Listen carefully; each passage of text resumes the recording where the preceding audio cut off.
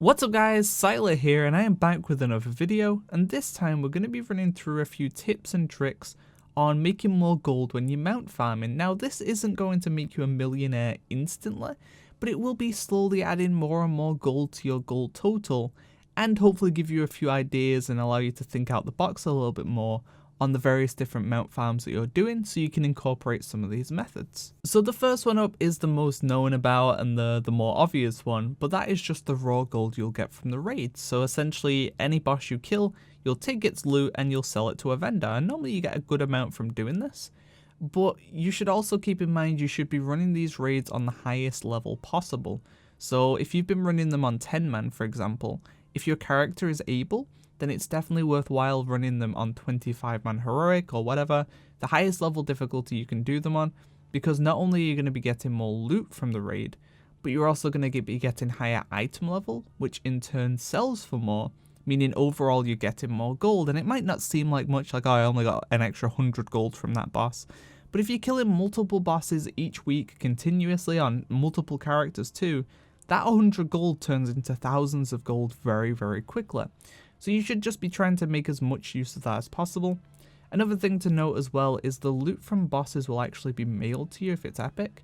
So what I tend to do if I have low bag space is I won't loot the bosses, I'll just focus on looting the trash, and then I'll vendor the trash loot, go to my mailbox, loot all the boss loot, and then vendor that as well. So it just makes it so that I'm not filling up on bag space instantly and I've got all the loot that I need to vendor and none of it's being wasted. Next up is making use of professions while in the raids while you're farming your mounts.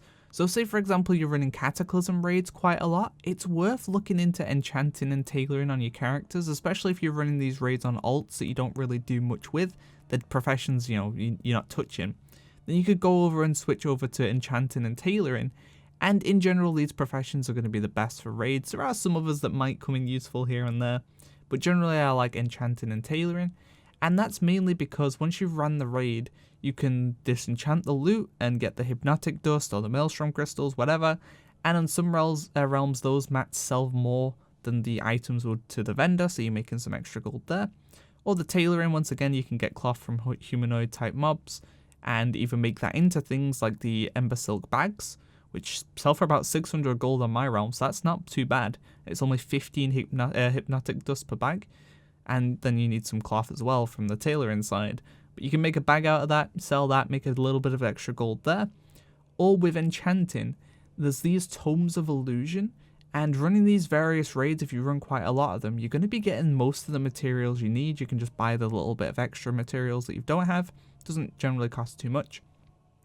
And Tomes of Illusion aren't too bad to get the recipes for. Some of them do have some prerequisites that you might need to work towards, but for the most part, some of them just require a certain skill level in enchanting. You'll be able to buy these Tomes of Illusion recipes, you'll be able to make the Tomes of Illusion from the various materials you get in, and some of them sell for a few thousand gold. So out of these materials that you're getting while running the raids, and you might have to put down an extra 200-300 gold to buy the missing materials, you're making a good 2,000 gold back. Now the sell rate isn't crazy high, so it's not worth making a ton of these, but you can make some here and there every week and continuously be selling them and making yourself a bit more gold. And once again, you could just sell the raw materials too, which is going to be getting you more gold than just the base vendor price in a lot of cases as well. So definitely keep those things in mind. Try and make more use of your enchanting and tailoring while running through these raids, because there's definitely a lot of items that you can make that you'll make a bigger return on than just selling the loot straight to the vendor, so definitely be keeping a lookout for that. Similar to the last tip, if you're doing any of these world farms like the Battle for Azeroth BOE mounts from like Wuldoon, etc., you're going to be farming a lot of humanoid type mobs like the Setharak, so it's worth having tailoring on that character that you're farming on, because you're going to be getting a lot more cloth from the mobs and all the greens and all the stuff to vendor.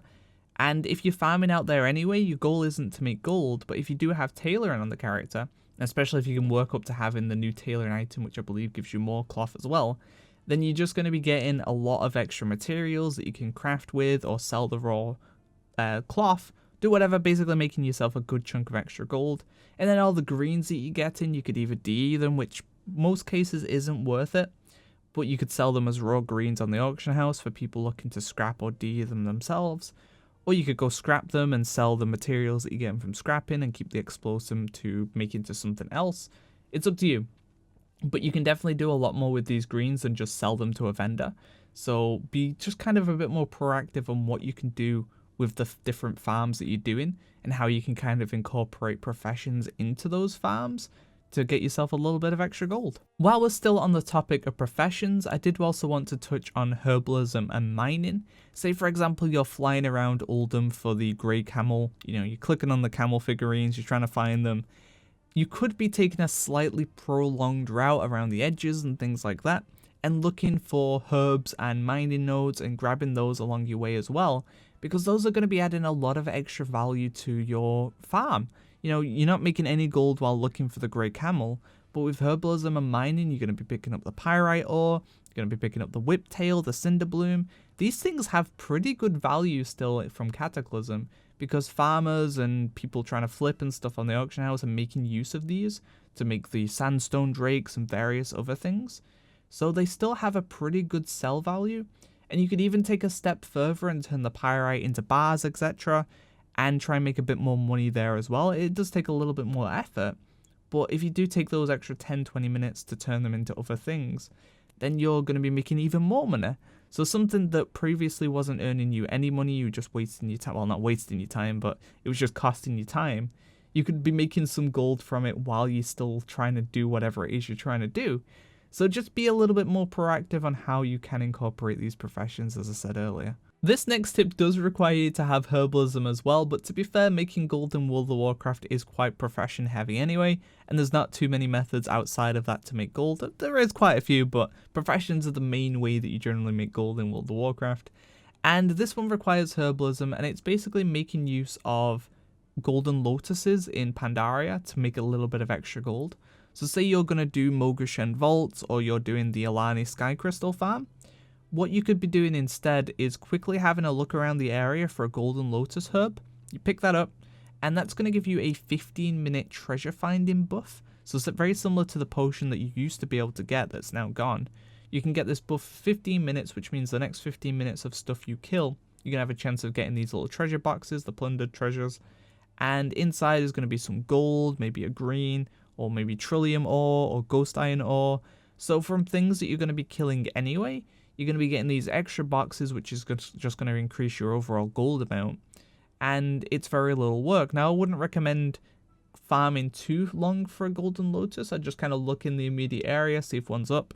If not, then you just go back to what you'd be doing anyway. And if one is up, go grab that. Get yourself the 15-minute buff, and you're just going to be adding more gold to your total, which is great. And then trillium ore you can do even more with. You can turn it into the bars and add more value, and even look into making sky golems. Same with the ghost iron ore, and if you work towards the sky golems, then you're going to be making even more gold. So there's just a lot of stuff you can be doing with these golden lotus buffs. Alternatively, you could grind out a golden lotus buff if you want to. You could go around herbing, gather herbs that are still somewhat valuable in some ways, get a golden lotus buff, and then go do whatever it is you were planning to do with the buff.